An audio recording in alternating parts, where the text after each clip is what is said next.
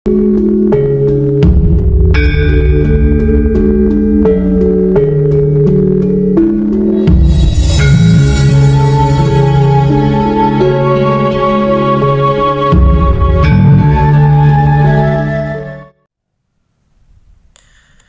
kisah Mahabharata dalam sejarah perang Baratayuda? Itu kan dalangnya adalah Sri Krishna atau Batara Wisnu. Wayangnya adalah Pandawa dan Korawa beserta wadya balanya masing-masing.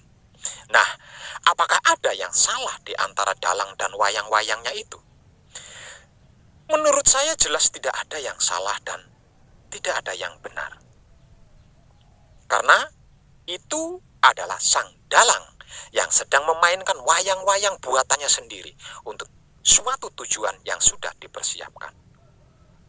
Kenapa dalang sampai memainkan wayang-wayangnya hingga hancur lebur? Karena ada sesuatu yang tidak tepat dan harus diperbaharui.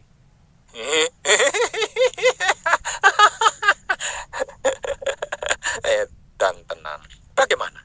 Panjenengan sudah siap jika sewaktu-waktu Romo bergerak menggerakkan wayangnya, yaitu diri Anda, untuk melakukan yang ekstrim?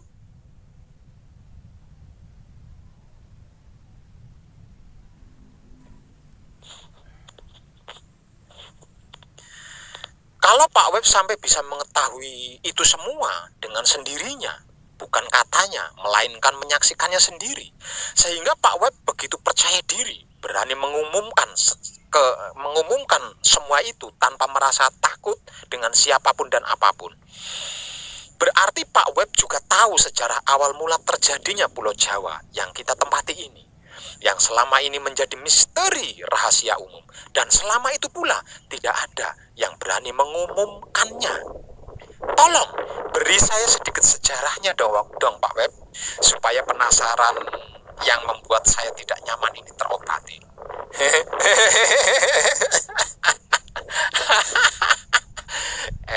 Dan tenang. Berarti pertanyaan awal tadi cuma untuk mancing saya agar supaya mau menceritakan hal itu ya. Cerdas panjenengan. Oke bro. Tapi sedikit saja ya. Poin-poinnya saja. Kalau selengkapnya durasi videonya bisa panjang. Dan kalau durasi videonya panjang bisa menghabiskan kuota internet banyak. Jadi sedikit saja namun padat. Artinya poin-poinnya saja ya.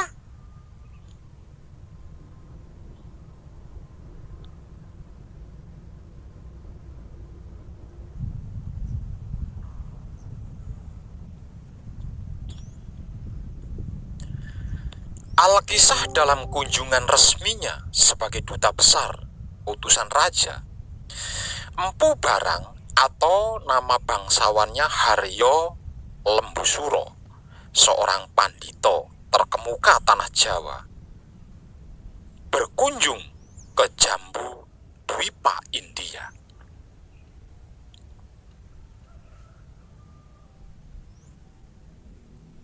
Sesampainya menginjakkan kaki di negeri Hindustan ini oleh para Brahmana setempat, Empu Barang diminta untuk bersama-sama menyembah patung perwujudan Hari Candana Wisnu. Namun dengan kehalusan sikap, sopan santunnya orang Jawa, Empu Barang menyatakan bahwa sebagai pandito Jawa dia tidak bisa menyembah patung. Tetapi para Brahmana India tetap mendesak dengan alasan kalau Brahmana dinasti Hari Candana menyembahnya karena Wisnu dipercaya sebagai sang pencipta Tribhuwana. Dengan setengah memaksa, Empu Barang diminta duduk. Namun, sewaktu kaki Empu Barang menyentuh tanah, tiba-tiba bumi bergoyang seperti gempa. Saking hebatnya goyangan tersebut, patung Hari Candana Wisnu tersebut menjadi retak-retak. Para Brahmana India tertegun heran, bercampur takut. Sementara itu, dengan santunnya Empu Barang menjelaskan bahwa penyembahan kepada sang penguasa hidup itu bukan patung, tetapi lewat rasa sejati, sejatinya rasa. Sehingga hubungan kawula dengan Gusti menjadi serasi. Itulah jumbuhing kawula dumateng Gusti. Orang Jawa melakukan puja-puji penyembahan kepada Gustinya langsung dari batinnya, tidak melalui perantara apapun. Maka dari itu, dalam perkembangannya tersebut dikenal sebagai aliran kejawen karena bersumber dari Jawa.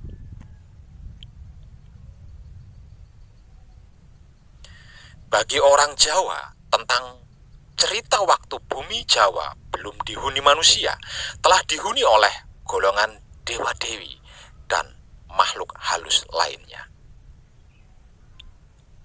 Dan salah satu putra Sang Yang Jagat Girinata, yaitu Batara Wisnu, turun ke Arcapada Kimpoi dengan Pratiwi, Dewi Bumi. Dalam pemahaman kejawen, hal itu disikapi dengan terjemahan kalau Wisnu itu artinya urip atau hidup, pemelihara kehidupan. Jadi jelasnya awal mula adanya kehidupan manusia di bumi atas izin sang penguasa jagat. Dewa atau malaikat perlambang sukma, manusia perlambang raga, sang penguasa jagat adalah hidup atau urip. Dalam kehidupan manusia di dunia ini, raganya bisa rusak, namun sukmanya tetap hidup langgeng. Sebab karena itu, jika karmanya tidak tepat, sukma ini akan melakukan reinkarnasi hingga berulang kali sampai berhasil tepat, yaitu kembali kepada asal-usul sangkan paraning dumati, kembali menjadi sang penguasa jagat, yaitu Maha Suci hidup. Kemolekan bumi Jawa laksana perawan rupawan yang amat jelita, sehingga kerajaan Rum atau Ngerum yang dipimpin oleh Prabu Galbah lewat laporan pendeta Ngali Samsujen begitu terpesona karenanya. Maka diutuslah dutanya yang pertama yang bernama Hadipati Alip. Hadipati Alip berangkat bersama 10.000 warga Ngerum menuju Nusa Jawa. Mereka dalam waktu yang amat singkat meninggal alias mati, terkena wabah penyakit hingga tak tersisa seorang pun. Lalu dikirimlah ekspedisi kedua di bawah pimpinan Hadipati Ehe. Namun malangnya, mereka juga mengalami nasib yang sama, tupes tapis tanpa tilas. Masih diutus rombongan berikutnya, yaitu Hadipati Jimawal, kemudian J, kemudian Dal, B, Wawu, dan yang terakhir Hadipati Jimakir. Namun semuanya mengalami nasib sama, tumpes kelor. Melihat semua itu, Prabu Galbah terkejut dan mengalami shock hebat. Akibatnya, kemudian jatuh sakit dan dalam waktu tak lama kemudian mangkat alias mati. Pendeta Ngali Samsujen merasa bersalah karena nasihatnya menimbulkan malapetaka ini terjadi. Akhirnya beliau pun ikut mati dalam tekanan rasa bersalahnya. Tinggal Mahapati Ngerum, karena rasa setianya dia ingin melanjutkan misi luhur yang dicita-citakan rajanya. Dia akhirnya ingat pada sahabatnya yang sakti mandraguna bernama Jaka Sangkala alias Aji Saka yang tinggal di tanah Maldewa atau Suwita Dwipa. Habisnya para migran dari Ngerum ke tanah Jawa itu, menurut Jaka Sangkala alias Aji Saka adalah karena hati mereka yang kurang bersih. Mereka tidak meminta izin dahulu kepada penjaga Nusa Jawa.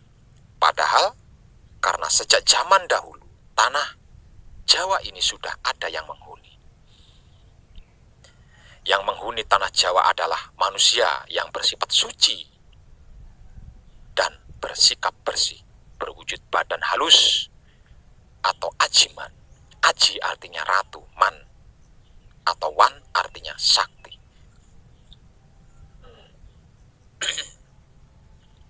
Selain penghuni yang baik, juga dihuni penghuni berkasakan, anak buah Batara Kala. Makanya tak ada yang berani tinggal di bumi Jawa sebelum mendapat izin Wisnu atau Manikmaya atau Semar.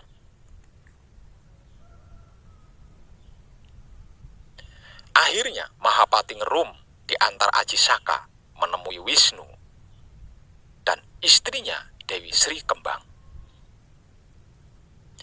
Saat bertemu, dituturkan bahwa Wadyabala, warga Ngerum yang mati tidak bisa dihidupkan kembali dan sudah menjadi peri Prahyangan yang merupakan anak buah Batara Kala. Tapi Hadipati yang diutus ke-8 kalinya yang gugur dalam tugas itu berhasil diselamatkan oleh Wisnu dan diserahi tugas menjaga 8 mata angin, namun mereka tetap menghuni alam halus. Atas izin Wisnu, Mahapati Ngerum dan Aji Saka berangkat ke tanah Jawa untuk menghadap Semar di Gunung Tidar. Tidar dari kata tidak, hati di dada, maksudnya hidup.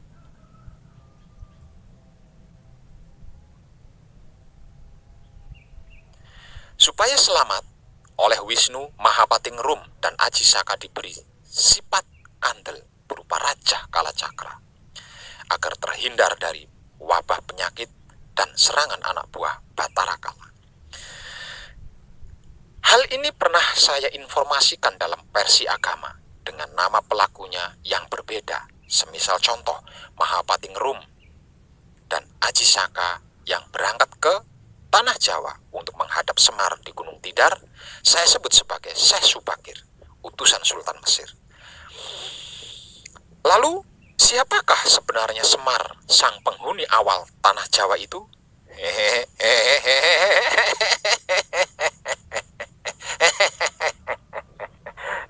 Dan tenang.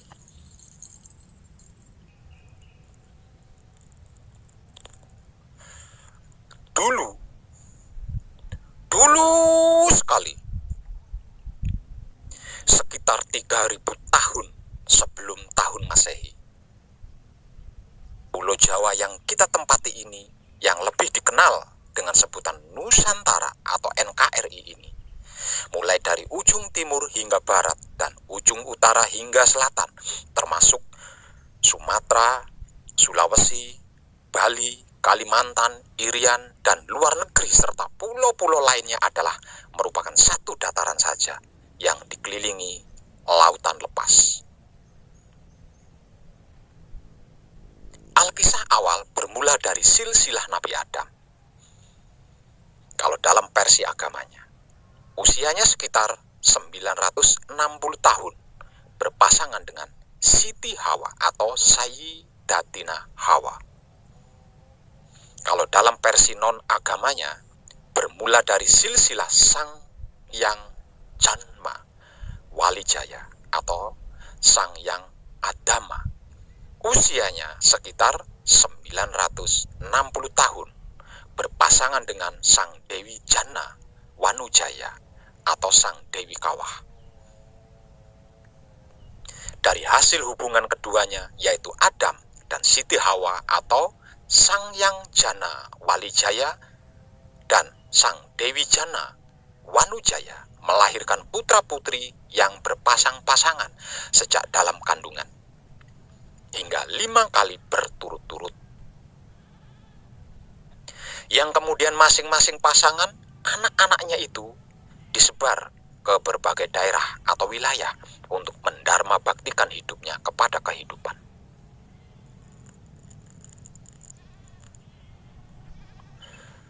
Lalu melahirkan lagi untuk yang keenam kalinya. Dan putra keenamnya ini, atau keturunan keenamnya ini, lahir tidak melalui rahim Siti Hawa. Ujuk-ujuk sudah ada di luar kandungan. Dan tidak memiliki pasangan sejak dalam kandungan. Dan diberi nama sebagai Sis, yang dalam versi agamanya disebut sebagai Nabi Sis. Dalam versi non-agamanya disebut sebagai Sang Yang Sita. Usianya sekitar 900 tahunan.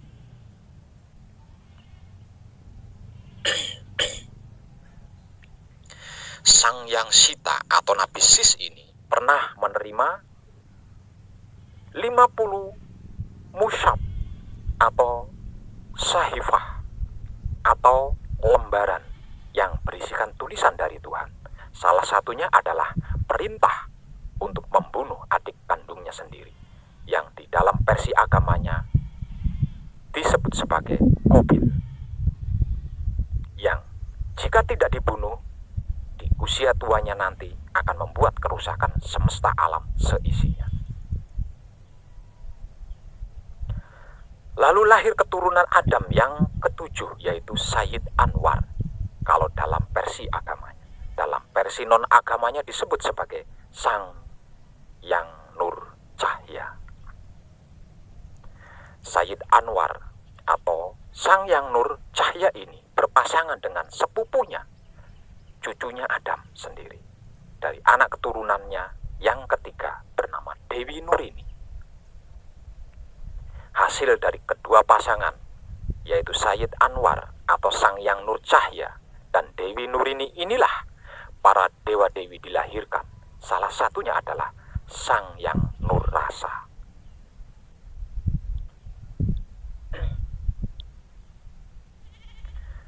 Sang Yang Nur Rasa berpasangan dengan Dewi Sarwati, kemudian mempunyai 3 anak, masing-masing diberi nama. 1. Sang Yang Wenang atau Sang Yang Wisesa. 2. Sang Yang Wening atau Dharmajaka, yang mendirikan kerajaan di Sri Lanka. Dan yang ketiga adalah Sang Yang Taya. Sang Yang Wenang atau Sang Yang Wisesa menikah dengan Dewi Sauti, putri Sang Yang Kalinggapati, Raja Keling India. Dari keturunan Adam yang kedua menurunkan putra bernama Sang Yang Tunggal. Sang Yang Tunggal memiliki 2 istri. Istri pertama bernama Dewi Rakti, anak dari Sang Yang Suyut, raja dari bangsa Jin. Istri kedua bernama Dewi Dharmani, buyut kelimanya Adam. Masing-masing istri memiliki 3 orang putra yang lahir dari rahim Dewi Rakti. Istri pertama Sang Yang Tunggal adalah 1. Sang Yang Antaga, yang lebih dikenal dalam sejarah pewayangan sebagai Togok. Kedua, Sang Yang Ismaya, yang lebih dikenal dalam sejarah pewayangan sebagai Semar. Dan yang ketiga, Sang Yang Manik Maya, yang lebih dikenal dalam sejarah pewayangan sebagai Betara Guru. Sedangkan yang lahir dari rahim Dewi Dharmani, istri kedua Sang Yang Tunggal adalah 1. Sang Yang Dharmadewa. 2. Sang Yang Dharmastuti. 3. Sang Yang Dewanjali. Nah, dari istri pertama Sang Yang Tunggal bernama Dewi Rakti, putri tercantik dari raja kaum bangsa Jin. Inilah sang penghuni dan penguasa tanah Jawa dimulai, yaitu 1. Sang Yang Antaga, yang lebih dikenal dalam sejarah pewayangan sebagai Togok, bertugas menjaga tanah Jawa bagian timur. 2. kedua, Sang Hyang Ismaya yang lebih dikenal dalam sejarah pewayangan sebagai Semar bertugas menjaga tanah Jawa bagian tengah. Dan yang ketiga, Sang Hyang Manikmaya yang lebih dikenal dalam sejarah pewayangan sebagai Betara Guru bertahta menjadi raja di Kayangan Tanah Jawa bagian barat yang selanjutnya menjadi bibit unggul di Jawa sebab karena menurunkan dewa-dewi dan raja-raja hebat di Jawa.